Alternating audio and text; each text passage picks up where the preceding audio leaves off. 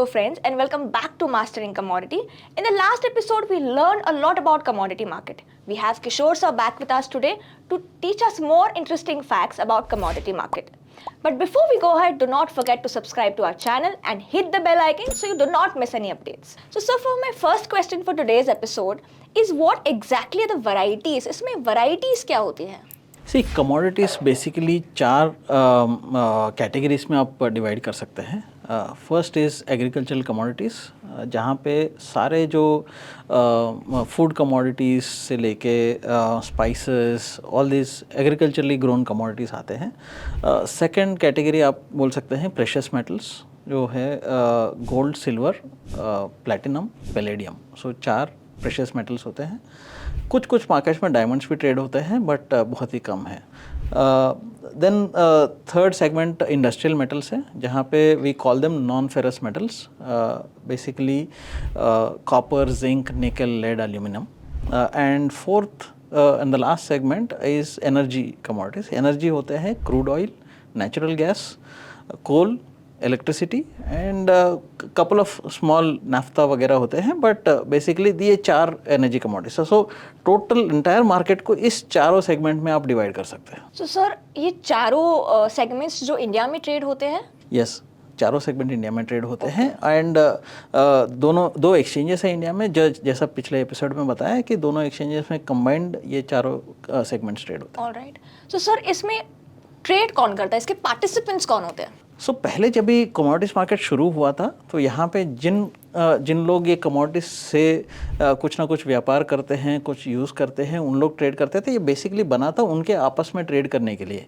Then धीरे धीरे उसमें फंड्स आने लग गया. सो ग्लोबली जो हेज फंड्स बोलते हैं, mutual funds, hedge funds, pension funds वगैरह आ रहे हैं. उसके साथ साथ जो रिटेल स्पेकुलेटर्स, इंडिविजुअल स्पेकुलेटर्स है, वो भी आ गया. सो टोटल अगर देखेगा तो चार डिफरेंट पार्टिसिपेंट्स होते हैं.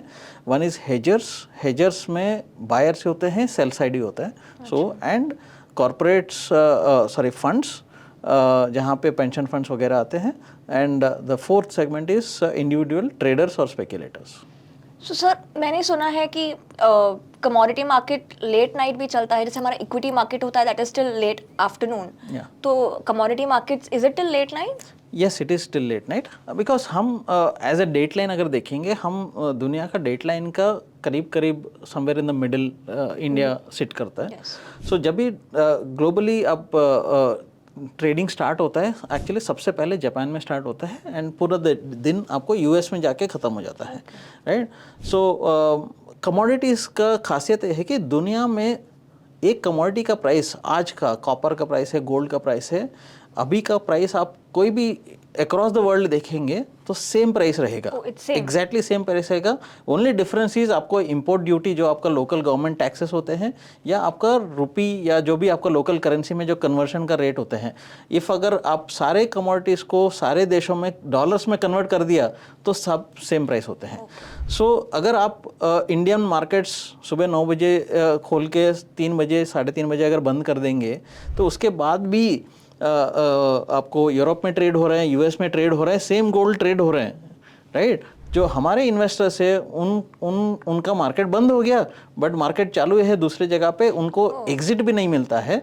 इसके वजह से हमको जब तक यूएस मार्केट बंद होता है तब तक इंडियन मार्केट खुला रहता है. So Indian market, US market typically रात को 11:30 बजे इंडियन टाइम या 11:55, सो कुछ दिनों में जहाँ पे डे लाइट सेविंग जो टाइम बोलते हैं, वहाँ पे इंडियन टाइम के हिसाब से 11:55 लास्ट ट्रेड होते हैं. एंड कुछ टाइम पे जहाँ पे विंटर होते हैं, जहाँ पे 11:30 इंडियन टाइम में बंद हो जाता है. So as compare to equity market, commodity market में ज़्यादा स्पैन ऑफ टाइम मिलता है टू ट्रेड? करीब 16.5 घंटे का टाइम मिलता है ट्रेड करने के लिए. से जब भी आपका